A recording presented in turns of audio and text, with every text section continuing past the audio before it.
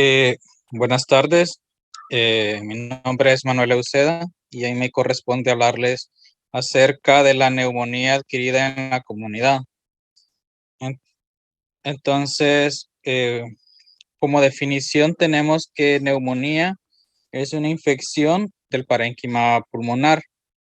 Esto pues nos va a generar un infiltrado celular inflamatorio del espacio alveolar y a esto pues le vamos a denominar consolidación. eh, Van a haber ciertos criterios para poder nombrar una neumonía como tal, como una neumonía adquirida en la comunidad.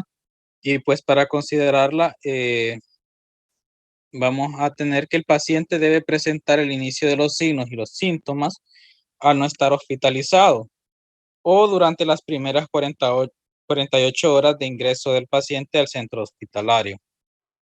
Eh, bueno, en cuanto a la fisiopatología de esta enfermedad, pues la neumonía es consecuencia de la proliferación de algunos microorganismos que pues a nivel de alveolar van a presentar una respuesta contra ellos. Y esto pues desencadenado pues por el hospedador. Los microorganismos van a llegar a las vías respiratorias bajas, y aquí es donde se va a empezar a desarrollar esta respuesta inflamatoria, eh, que aquí es donde comienza la fisiopatología como tal de esta enfermedad. Entonces, van a haber varios factores mecánicos que van a ser de importancia decisiva para la defensa. Y cuando se van a vencer, pues estos factores o barreras, es cuando los microorganismos pues van a tener eh, la capacidad para crear el daño al hospedador. Entonces, bueno, los macrófagos pues van a desencadenar alguna respuesta inflamatoria para reforzar las defensas de las vías respiratorias inferiores. Y bueno, esta respuesta pues mediada por el hospedador, eh, pues va a dar una proliferación de los microorganismos, y esto pues es lo que básicamente nos va a desencadenar el síndrome clínico de la neumonía. Va a haber una liberación de mediadores de inflamación como la interleucina 1 y el factor de necrosis tumoral alfa. Y esto pues es lo que nos va a causar eh, la fiebre, más que todo. También otros mediadores como la interleucina 8 y factor estimulante de los granulocitos, pues eh, estas quimiosinas van a estimular la liberación de neutrófilos, y esto pues son atraídos al pulmón, y esto va a surgir a la leucocitosis periférica, y esto es lo que va a aumentar la secreción purulenta. En cuanto a los macrófagos y los neutrófilos, pues estos mediadores pues lo que van a crear va a ser una fuga alveolar capilar, y pues y esto más que todo es lo que va a causar la hemoptisis dentro de la fisiopatología más que todo. Eh, en cuanto a la histopatología, aquí se van a dar 4 fases. Eh, Primero, la primera fase que se va a dar es la fase del edema, y esta pues por la presencia de un exudado proteináceo, y pues a menudo por bacterias en los alvéolos. Esta fase pues rara vez se va a identificar en algunas autopsias por los médicos forenses. Pero la que sí se puede identificar es la fase de hepatización roja. Que en esta pues existe una presencia de eritrocitos en el exudado intraalveolar, y pues aquí aquí es por la razón que se da el nombre a esta fase, por la presencia de eritrocitos. Entonces por eso se le nombra hepatización roja. Eh, en la hepatización gris, lo que vamos a encontrar, pues no van a haber presencia de eritrocitos extravasados. Eh, y bueno, y aquí, más que todo va a ser porque estos van a sufrir lisis y degradación, entonces ya no van a existir los eritrocitos. Y por último, va a haber una fase de resolución en donde los macrófagos van a ser las células dominantes ya en esta fase. En cuanto a citología, pues existen muchos gérmenes que van a poder y microorganismos que van a poder causar una neumonía extrahospitalaria. Entonces, en algunos pacientes ambulatorios, pues el microorganismo más común que nos va a ocasionar una neumonía va a ser el Streptococcus pneumoniae.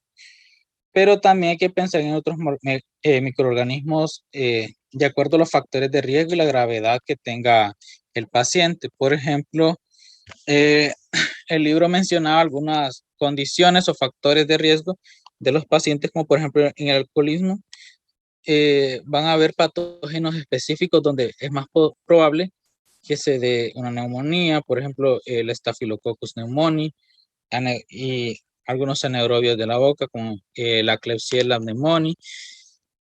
En pacientes con EPOC o tabaquismo, pues aquí es más probable que el patógeno desencadenante pues sea por Haemophilus influenzae, por Pseudomonas aeruginosa o especies de Legionella.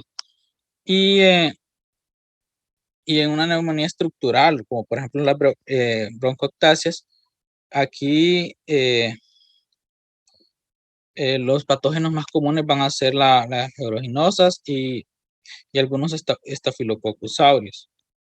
Y algunas otras patologías pues específicas donde van a haber ciertos patógenos específicos para cada una de ellas.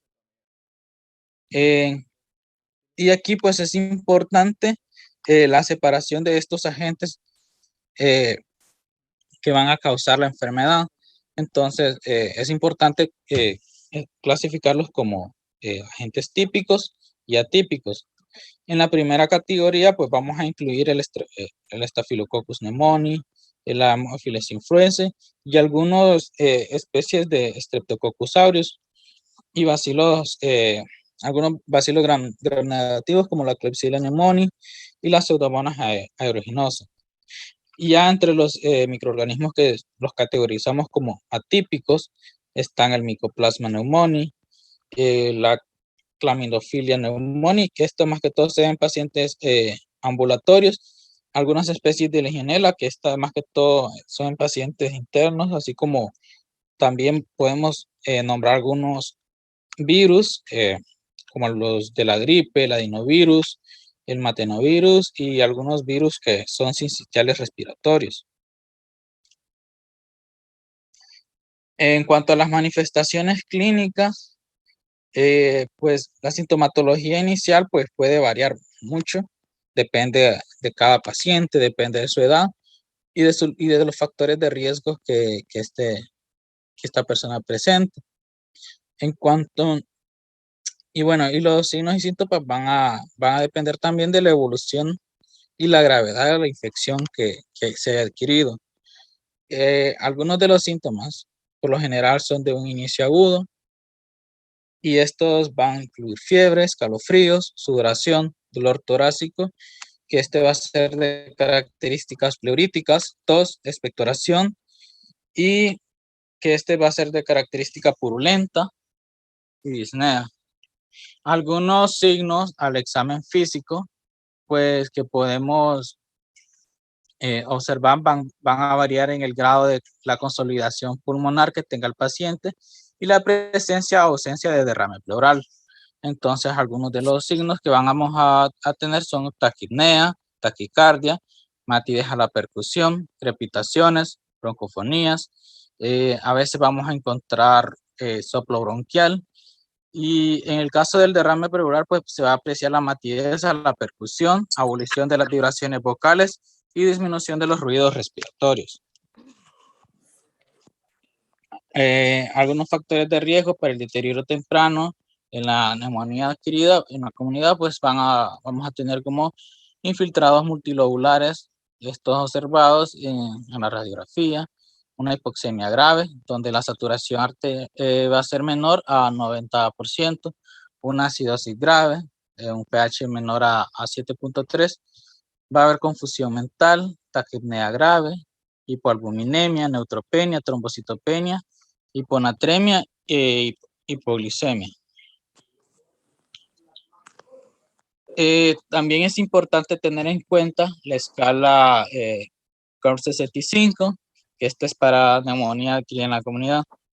Entonces, esto es como un acrónimo o una mnemotecnia, donde la C quiere decir confusión, y vamos a ir puntuando si el paciente presenta cada uno de ellos con un puntaje de 1.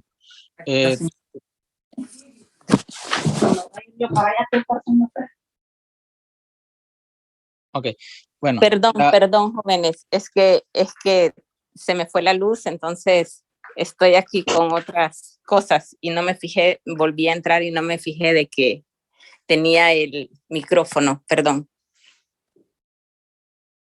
Está bien, doctora. La UR, que significa urea, está en niveles mayores a 7 milimoles por litro. Todos los vamos a puntuar por 1. La R, que significa frecuencia respiratoria mayor a 30 respiraciones por minuto. La B, que representa la presión sanguínea, que con una presión sistólica menor a 90 y una presión diastólica menor o igual a 60. Entonces, si el paciente presenta estos signos, pues lo vamos a puntuar con 1, y una edad mayor a 65. En una escala de 0 a 1, va a ser de un riesgo tipo 1 y se cataloga como de bajo riesgo, y este pues se va a considerar como se va a ser tratado en casa o un tratamiento ambulatorio. Si tenemos una puntuación de 2, pues aquí pues podríamos tener la probabilidad de ingresar al paciente, y si es de 3 a 5, pues ya es criterio de hospitalización. También tenemos los criterios de neumonía severa, ya según la Sociedad de Enfermedades Infecciosas de América y la Sociedad Torácica Americana. Vamos a tener criterios mayores y criterios menores, siendo los criterios menores en el examen físico una frecuencia respiratoria mayor a 30 respiraciones por minuto, una temperatura menor a 36 grados centígrados, hipotensión, desorientación. Al momento de una radiografía de tórax, pues vamos a ver infiltraciones multilobares en esta. En los exámenes laboratoriales vamos a encontrar una leucopenia mayor a 4.000 células por mililitro cúbico, una trombocitopenia menor a 100.000, y en la química pues un nitrógeno ureico mayor a 20 miligramos por decilitro. Y vamos a tener criterios mayores que pues solo van a ser 2, que el uno va a ser un choque con necesidad de vasopresores, y el otro sería la necesidad de ventilación mecánica. Para ya tener como diagnóstico una neumonía severa, pues vamos a tener un criterio mayor más 3 menores. El diagnóstico, pues el diagnóstico más que todo se da clínico mediante una buena anamnesis y un buen interrogatorio sobre los signos y síntomas presentados en los pacientes. También puede realizarse según un diagnóstico etiológico con una tensión de Gram y un cultivo de esputo, que pues es de los más precisos, un hemocultivo que realmente la literatura mencionaba que no era muy útil al momento de poder realizar un diagnóstico preciso sobre neumonía como tal. Y bueno, algunas pruebas urinarias con antígenos, la reacción en cadena de la polimerasa, algunos métodos serológicos y biomarcadores que podríamos utilizar. Pero el método diagnóstico más acertado, por decirlo así, sería la realización de una radiografía de tórax. Y aquí lo que vamos a buscar van a ser como que 5 patrones para poder ¿qué es lo que vamos a encontrar? Por ejemplo, tendríamos que encontrar una neumonía lobar, una bronconeumonía, una neumonía intersticial y una neumonía redonda y también una neumonía por aspiración. En una neumonía lobar, pues aquí va a corresponder una opacidad en la radiografía y esto va a comprometer todo el espacio anatómico del lóbulo pulmonar y este va a ser el patrón más clásico de la neumonía. En cuanto a una bronconeumonía, esta presentación pues va a ocurrir cuando hay microaspiraciones de secreciones en todo el parénquima pulmonar, más que todo en los bronquios. Y las opacidades en la radiografía de tórax pues son muy heterogéneas y se van a disminuir a lo largo de las vías aéreas. Y se va a ver como una difuminación más que todo. En una neumonía intersticial, en este patrón es el más, este va a ser el más frecuente y pues vamos a haber identificado pues algunos patrones como procesos como, eh, como un edema pulmonar, perdón. Y bueno, ahora bien, el tratamiento va a ir dirigido según sea casos específicos. Por ejemplo, en pacientes ambulatorios hay que tomar en cuenta si las personas están sanas y no han recibido antibioterapia en los últimos 90 días. De ser así, el tratamiento de elección sería un macrólido, como la claritromicina, 500 miligramos vía oral 2 veces al día, o la acitromicina, que esta se da en una sola dosis por primera vez de 500 miligramos para seguir con dosis de 250 miligramos al día. Y un beta-lactámico, que en este caso el libro mencionaba que el de elección sería la doxiciclina, 100 miligramos vía oral 2 veces al día. Pero en otras guías mencionaba que de primera línea se debería de utilizar la amoxicilina. Pero bueno, en otros trastornos concomitantes, en otras personas con trastornos concomitantes o que han recibido antibioterapia en los últimos 90 días, entonces ya realizaríamos el enfoque terapéutico con una fluoroquinolona con acción en las vías respiratorias como moxifloxacina, con 400 miligramos vía oral al día, hemifloxacina con 320 miligramos vía oral al día, o levofloxacina, que es el más conocido, 750 miligramos vía oral. Y esto también podemos utilizar como segunda línea un beta-lactámico. Esto va a ser de preferencia en dosis altas de amoxicilina, 1 gramo 3 veces al día, o la combinación de ácido clavulánico con amoxicilina, 2 gramos 2 veces al día. Otras opciones que podríamos tener son algunas cefalosporinas, como la ceftriaxona, cefpodoxima, cefuroxima y además un macrólido. Ya en personas que están hospitalizados, pero no en unidad de cuidados intensivos, aquí podemos utilizar una fluoroquinolona con en dosis de 400 miligramos vía oral o intravenoso al día, y la utilización de la levofloxacina igual en las mismas dosis de 750 miligramos vía oral al día. También se puede utilizar la alternativa de los beta-lactámicos. Podemos utilizar ceftriaxona, ampicilina, cefotaxima, ertapenem y además utilizar un macrólido como la claritromicina o la acitromicina vía oral.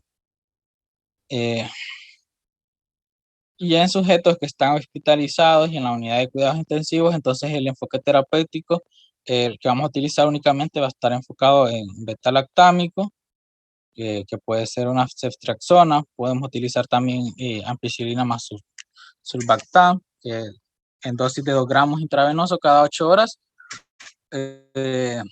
Podemos utilizar también cefotaxima y además acitromicina o una fluoroquinolona. Bueno, Ahora les voy a presentar un caso clínico un poco rápido sobre neumonía de Solo, Tidela.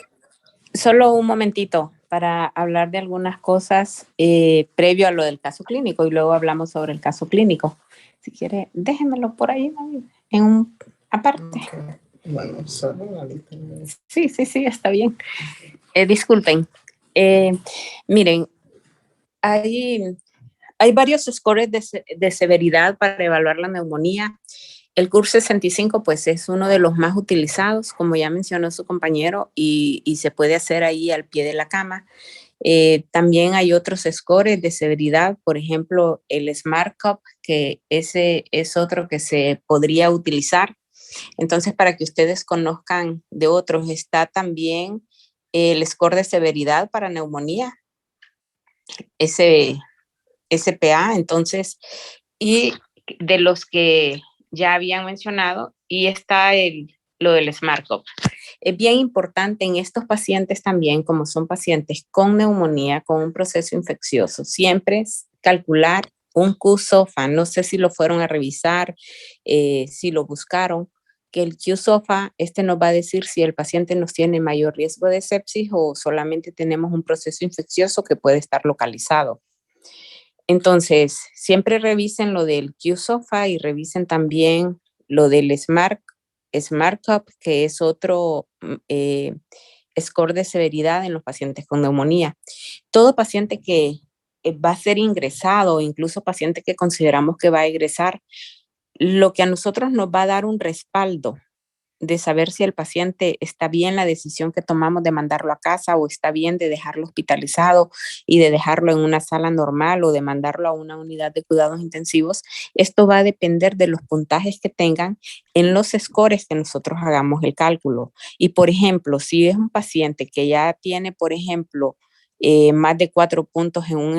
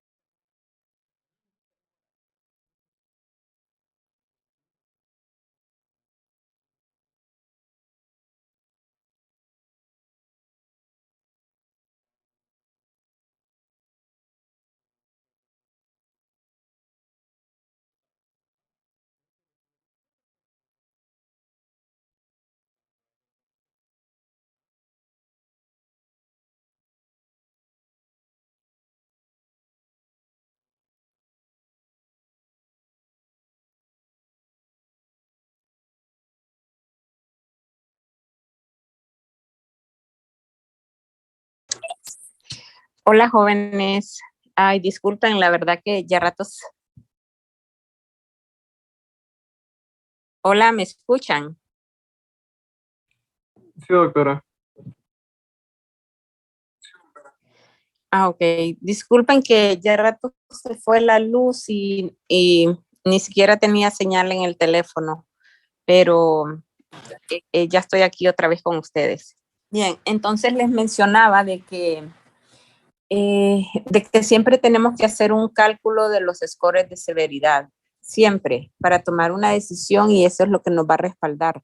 Todas las patologías, todas los que ustedes se puedan imaginar, insuficiencia cardíaca, infarto, neumonía, pancreatitis, todos tienen scores de severidad que tenemos que dejar consignados en el expediente, porque esto es lo que nos va a decir desde un momento de ingreso del paciente qué tan severo es el cuadro del paciente y cuáles son las probabilidades de que salga de ese proceso, o de repente que su evolución sea un poco más tardía. Entonces, eso es bien importante. Sobre otra cosa que les quería comentar es con la parte del tratamiento, de que no le escuché a su compañero y no sé si de repente lo dijo, yo me descuidé en ese momentito o tuve mala señal, fue sobre las neumonías por broncoaspiración.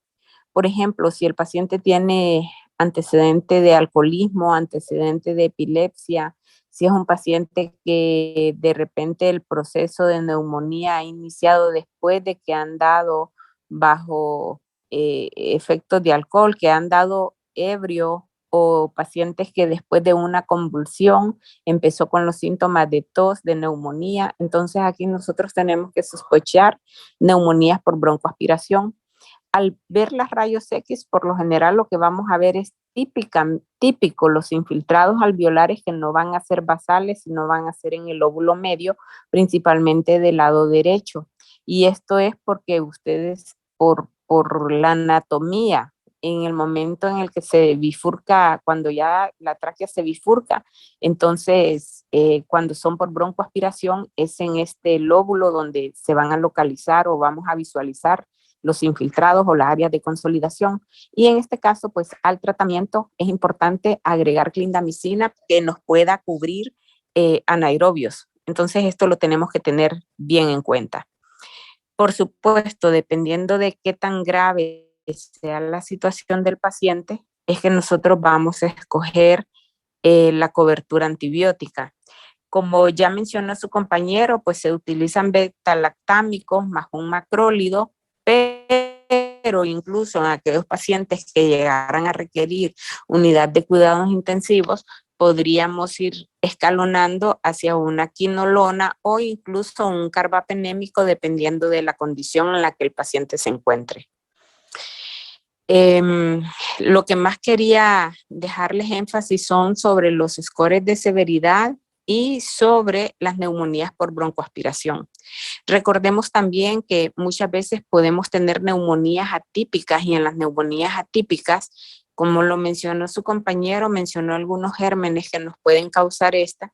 Muchas veces la sintomatología, al igual como es una neumonía típica, la sintomatología también es atípica. Muchas veces podemos ocultar pulmones que no se escuchan con tantos ruidos patológicos, pero sí placas que van a estar muy sucias, o no precisamente el paciente empieza con un cuadro de tos, sino que puede tener dolor abdominal, puede tener diarrea, puede tener otras manifestaciones aparte de tos y disnea, y las manifestaciones respiratorias hacerse presente en el paciente ya después, cuando ya tenemos una neumonía bien establecida. En estos casos, cuando se miran, por ejemplo, en rayos X, sospechamos una neumonía típica porque los patrones son característicos. Por lo general tenemos infiltrados difusos, intersticiales, podrían ser bilaterales también en algunas ocasiones. Entonces aquí incluso nosotros tenemos que descartar hasta hongos en estos pacientes. Aquí es bien importante solicitar una tomografía de tórax, no solamente una rayos X, puede hacer de tórax. Recordar que los diagnósticos diferenciales de una neumonía pueden ser todas esas otras situaciones que nos pueden llevar a la presencia de tos y disnea. No todos los pacientes van a presentar fiebre, sobre todo los adultos mayores. Recordemos que la fiebre es una respuesta de nuestro sistema inmunológico ante un proceso infeccioso, pero en los pacientes que tienen un sistema inmunológico deprimido, en donde no van a tener la mejor respuesta de los leucocitos, no va a haber la producción de pirógenos exógenos, de interleucinas y bradicininas y todas estas otras sustancias que se liberan en respuesta al proceso inflamatorio, entonces puede hacer de que el paciente no haga unos picos febriles marcados, tal vez solo febrículas o no presiente fiebre, y esto no quiere decir de que el paciente no esté ante un proceso infeccioso severo. Lo mismo sucede con el recuento de glóbulos blancos. Si el paciente es inmunosupreso, puede tener una neumonía muy complicada, puede estar séptico y puede hacer que no tenga una leucocitosis.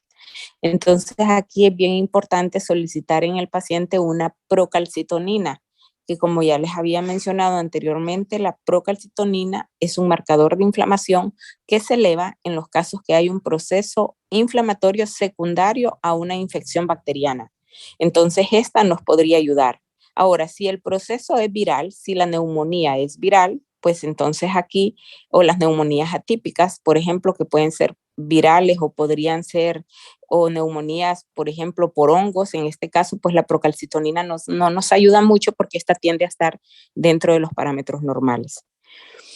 ¿Qué más agregar de neumonía? No sé qué otra cosa agregarle sobre neumonía. Tomar en consideración siempre todas las complicaciones que puedan haber, pero la mayor vigilancia en estos pacientes es por datos de sepsis, que el paciente no nos vaya a llegar a un choque séptico.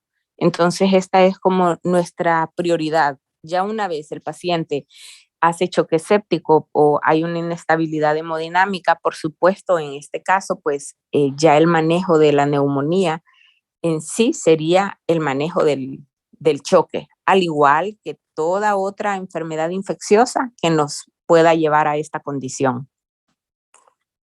No sé si tienen dudas o tienen alguna pregunta para que podamos pasar al caso clínico.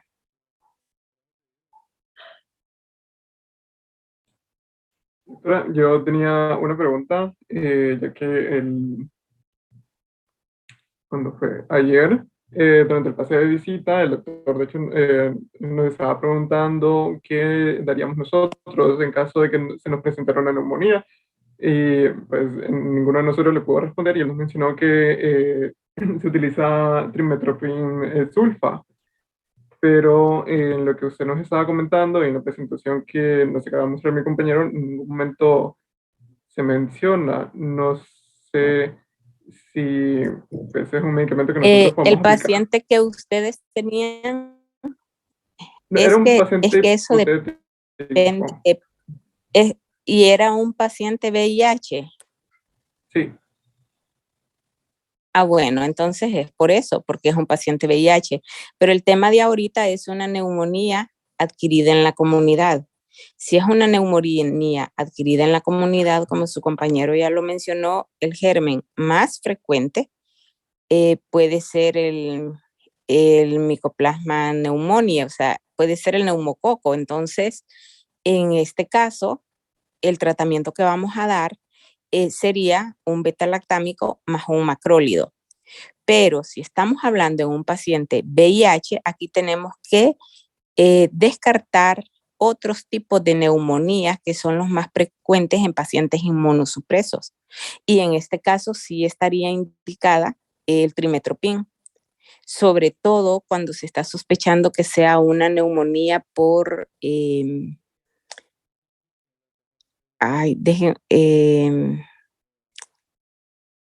tengo el nombre en la puntita de la lengua y no se los puedo decir. ¿Qué neumonía estaban sospechando en ese paciente con VIH? No lo recuerdo ahorita. No era que teníamos un paciente enfrente de nosotros, sino que el doctor solo nos planteaba el caso de que se nos presentara un paciente con VIH con una neumonía, que Sí. sería lo primero que le fuéramos a dar Sí, antes de tener nuestros cultivos. sí, y en ese caso sí se tendría que dar eso. Ya me voy a acordar de la neumonía.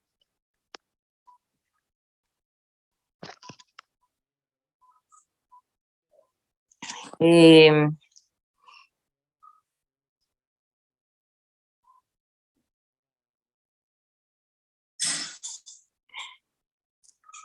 Se me olvida cómo, ay, miren, no me acuerdo, pero no es por el Streptococcus pneumoniae. No, no es una neumonía por Streptococcus pneumoniae, sino que es la neumonía, ya me voy a acordar. Si no me acuerdo, pues igual, después me voy a acordar. Pero por eso le preguntaba si estaban tratando el tema en un paciente con VIH. Que si era con VIH, sí, pues sí.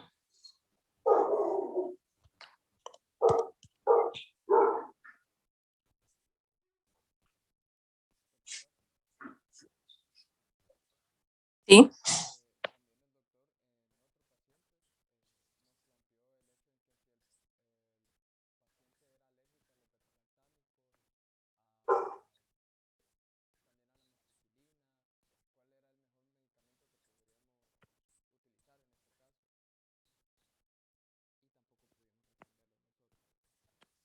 Uh-huh. ¿Y esa sí la respondieron o no la respondieron?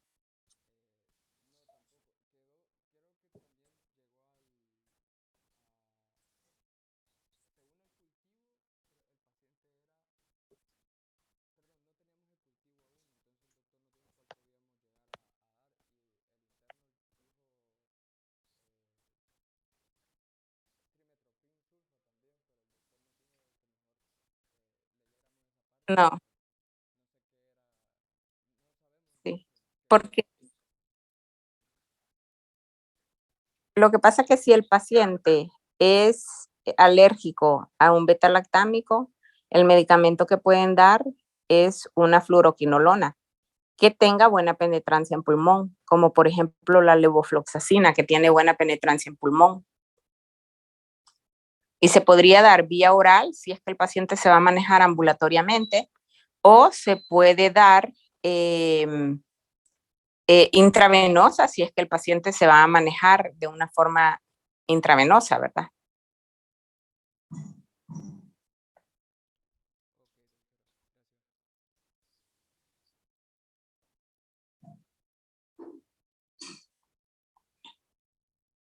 Entonces, y eso me imagino que eso ya ustedes ahorita en la que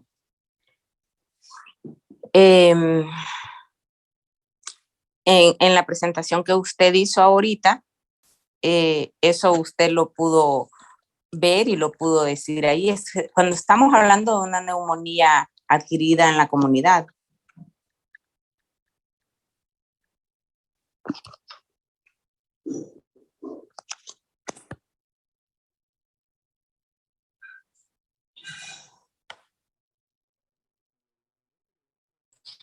Ahora, es la neumonía por Girovechi. No me acordaba el nombre.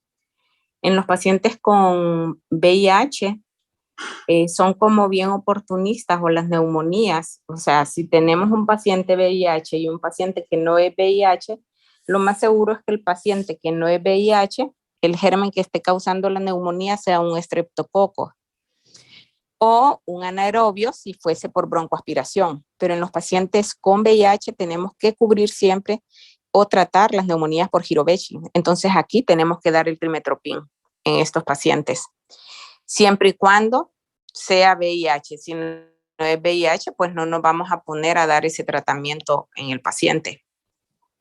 Y si el paciente es alérgico a los beta-lactámicos, entonces damos fluoroquinolonas.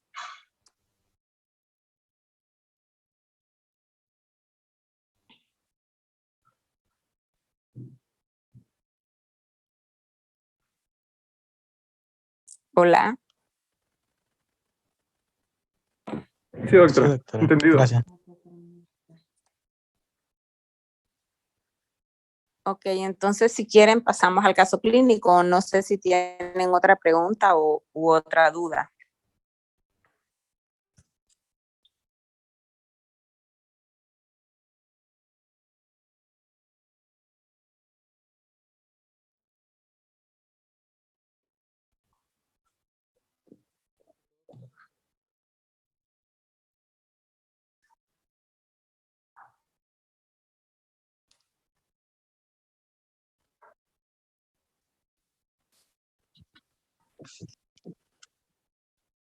Bueno, entonces voy a seguir con el caso clínico.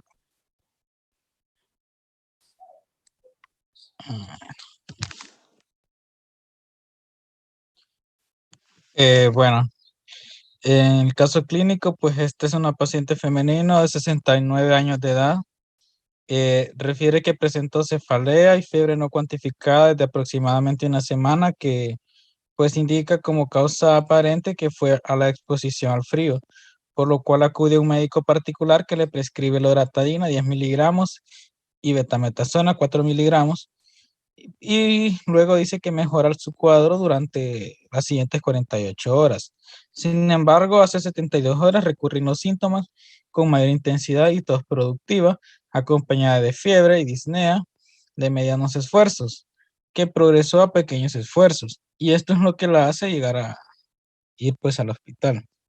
Al examen físico se le cuantifica una presión arterial de 140-70 milímetros de mercurio, una frecuencia cardíaca de 84 latidos por minuto, una frecuencia respiratoria de 21 respiraciones por minuto, una temperatura de 38 grados centígrados y una saturación de oxígeno de 85. Al examen físico se le muestra un tórax simétrico con, con expansibilidad pulmonar disminuida, sin uso de los músculos accesorios de la respiración, sin enfisema subcutáneo, con resonancia a la percusión. Al corazón, pues no se les cuidan ruidos cardíacos rítmicos, y no presenta soplos. En los pulmones, pues se pueden apreciar un murmullo vesicular disminuido en ambas bases pulmonares, estertores crepitantes y roncos acentuados en la base pulmonar derecha. En el examen de abdomen, pues es suave, depresible, no doloroso la palpación, ruidos hidroaéreos presentes, no visceromegalias y no onda cítica. En cuanto a las extremidades simétricas, no edemas, pulsos distales presentes y frialdad distal. Para esto realizamos un diagnóstico sindrómico, pues la paciente tenía antecedentes de hipertensión arterial. Eh,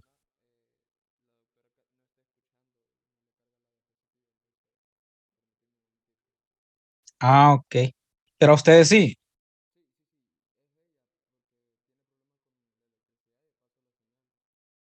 Ah, ya. Bueno, pero como se empiezo nuevamente. A ver, no, ahorita ya lo escucho mejor. Ah, ok. Ok, continúa. Bien, para esto realizamos un diagnóstico sindrómico, puesto que existe el antecedente de hipertensión arterial. Entonces, tenemos un síndrome respiratorio con signos y síntomas de disnea de pequeños esfuerzos, tos productiva, fiebre y cefalea. En el diagnóstico sindrómico del síndrome hipertensivo, pues tenemos una tensión arterial de 140-70 milímetros de mercurio, una frecuencia cardíaca de 84 latidos por minuto y la presencia de cefaleas.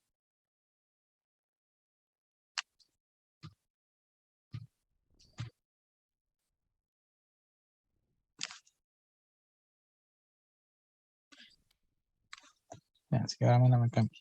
Ahora, el diagnóstico presuntivo, pues tenemos neumonía adquirida en la comunidad e hipertensión arterial por el cuadro clínico presentado. Descartamos varios diagnósticos en diagnósticos diferenciales, como tromboembolismo pulmonar, perdón, neumotórax espontáneo, un infarto agudo de miocardio, una época exacerbada, un asma agudizada y un edema pulmonar.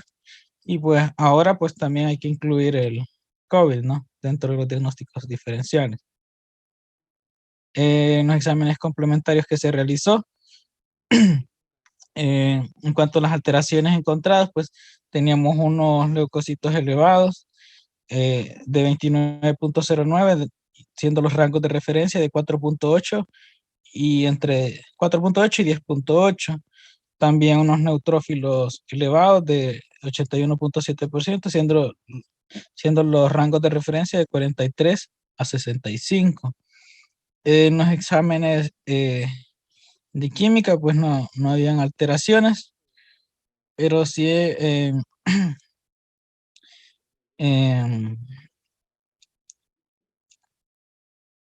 el ácido básico teníamos una alteración del PO2 de 63.7, estaba disminuido. Y la radiografía de tórax, que esta era la que presentaba al paciente con... Y pues el diagnóstico final que se realizó pues es neumonía adquirida de la comunidad concomitante con hipertensión arterial. No sé si. Ajá, y con ese caso, ¿qué se hizo con ese paciente o qué harían con ese paciente? Primero es calcular el CUR 65, ¿cuánto tiene?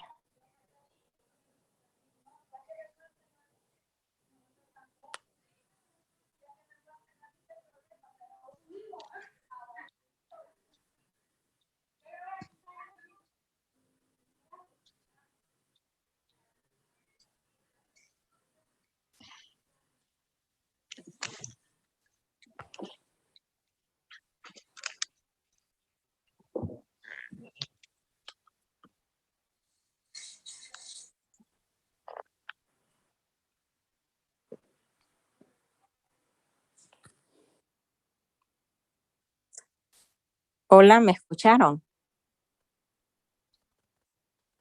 Sí, doctora. Sí, doctora. Manuel, ¿puedes regresar a ¿Dónde? donde están los datos del paciente? Ah, Ok. Entonces, recuerden, el CUR 65, lo primero que tienen que ver es la edad, ver si cumple la parte de la edad. ¿Cuántos años tiene ese paciente? 69. 69, ahí tiene un punto. ¿La C qué significa? Confusión. Confusión. ¿Y este paciente cómo dijeron de que estaba? Está orientada. Entonces no. Ok. La U, que es de la urea, tiene un boom esta paciente. Sí, pero no estaba alterado. Estaba dentro de los rangos normales. Ok. ¿Cuánto tiene de frecuencia respiratoria? 21. Y de presión arterial 140/70. Entonces, si tiene del CUR 65 un punto, ¿qué hacen con ese paciente? Si tiene un punto, ¿qué tenemos que hacer con él? Es manejo ambulatorio. Ajá, ¿y con qué le daría manejo ambulatorio? ¿Qué tratamiento le dejaría? Eh, pues podríamos empezar con amoxicilina más ácido clavulánico, pienso yo. Ajá. Amoxicilina más ácido clavulánico. La paciente no es diabética. No,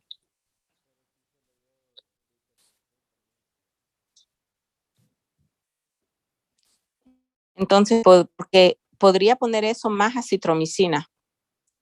O podría dejarle una cefalosporina de tercera generación vía oral, como la cefixima, que es vía oral.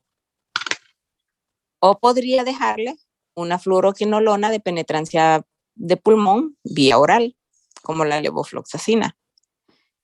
Pero está bien amoxicilina más ácido clavulánico, más acitromicina. Ahora, recordemos que si ve la hematología, tiene 29,000 de glóbulos blancos. Entonces, con esos 29,000 de glóbulos blancos, yo en lugar de dejar la amoxicilina más ácido clavulánico, preferiría dejar una cefalosporina de tercera generación o una fluoroquinolona, sobre todo por esa hematología, que son casi 30,000 de glóbulos blancos los que tiene a expensas de segmentados.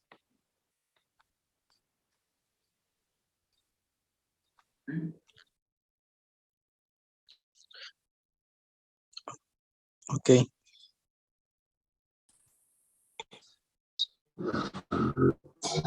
Tenía ahí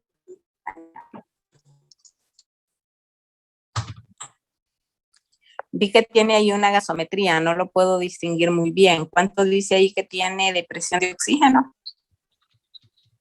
63.7.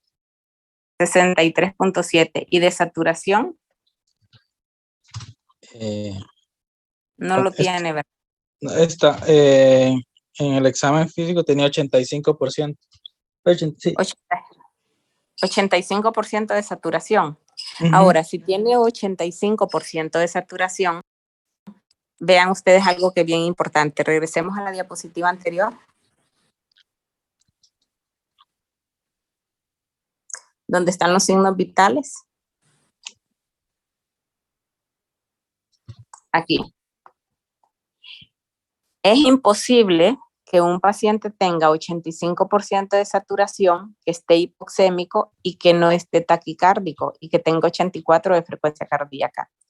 ¿Quién es el responsable de mantener los órganos adecuadamente perfundidos y que la concentración de oxígeno en todos los tejidos sea la óptima? Es el corazón. Y desde el momento en el que disminuya la saturación o las concentraciones de oxígeno periféricas, estas no sean las adecuadas, ese corazón va a estar trabajando el doble para que todos los tejidos estén bien suministrados de oxígeno.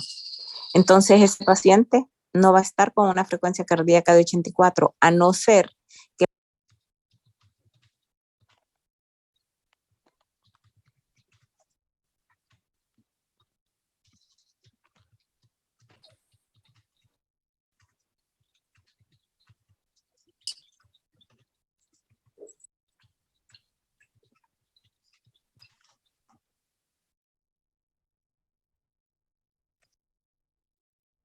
¿me escuchan? No se le escuchó lo último, doctora.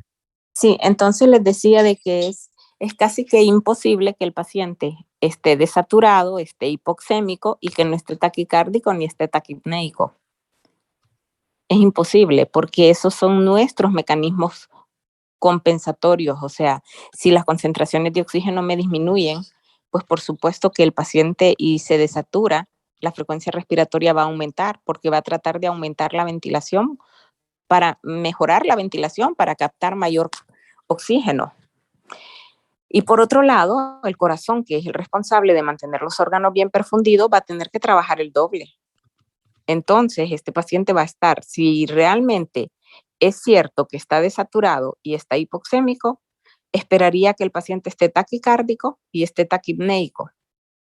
A no ser que el paciente utilice beta bloqueadores y esté beta bloqueado, entonces ahí sí, aunque esté taquipneico, su frecuencia cardíaca tal vez la tiene en 84 porque puede hacer que su frecuencia cardíaca basal sea en 50 y algo o en 60 secundario al uso de beta bloqueadores.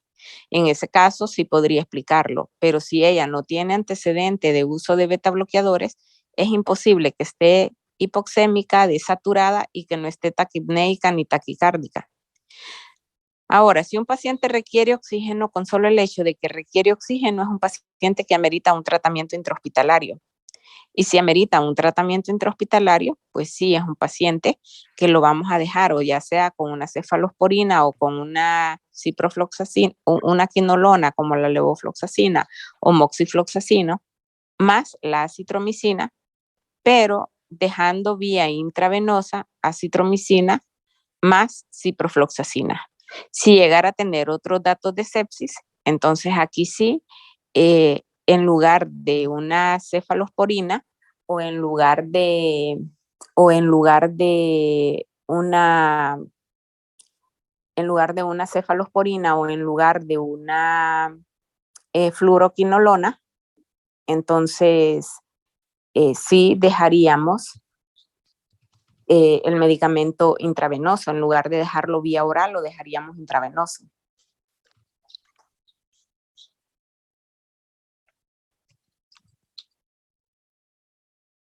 Pero sí me llama la atención esos signos vitales. Es como que el paciente esté hipotenso y no esté taquicárdico. Es casi como que imposible. Sí, es que como dijo usted, la excepción de los beta-bloqueantes, ella tenía antecedentes de hipertensión arterial y no, sí estaba controlado, pero no encontré con qué, la verdad. O sea, no, la historia clínica no mencionaba con qué estaba controlado el medicamento. No sé por qué no lo mencionaba, pero imagino que sí era por eso, porque que usaba para controlar la hipertensión beta-bloqueantes. Sí, puede ser. Entonces, definitivamente, este es un paciente que se debe de manejar intrahospitalariamente porque requiere oxígeno. No vamos a mandar a un paciente que requiere oxígeno a la casa. Tenemos que dejarlo en el hospital porque está hipoxémico y porque está desaturado.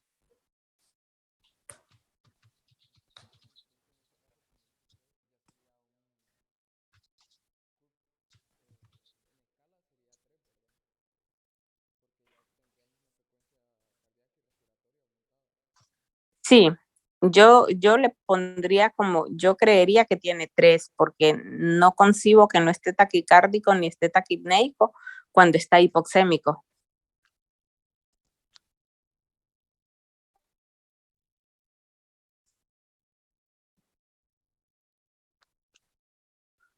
Y está hasta requiriendo oxígeno. Entonces, por lo general, cuando alguien requiere oxígeno, pues su frecuencia respiratoria está aumentada.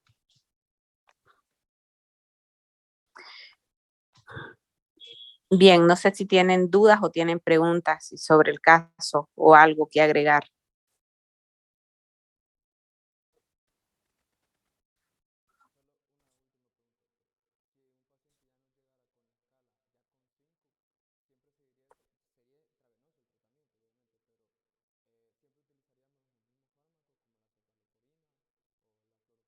Ese es un paciente que tiene que pasar a unidad de cuidados intensivos. Y si tiene que estar allá, lo más seguro es de que requiera carbapenémicos o piperacilina tazobactam.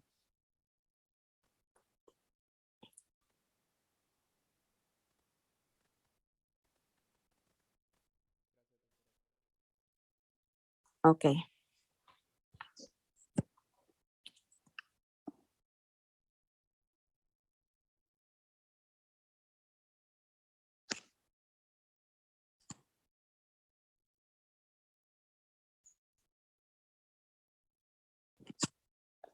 ¿Alguien más? ¿Otra pregunta?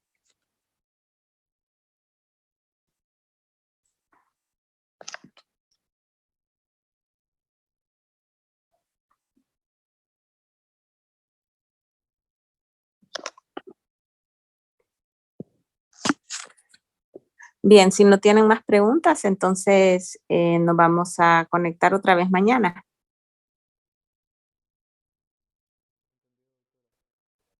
Ok. Que estén bien, pasen buenas tardes. Gracias, doctora. Gracias. Igual. Doctora. Bye.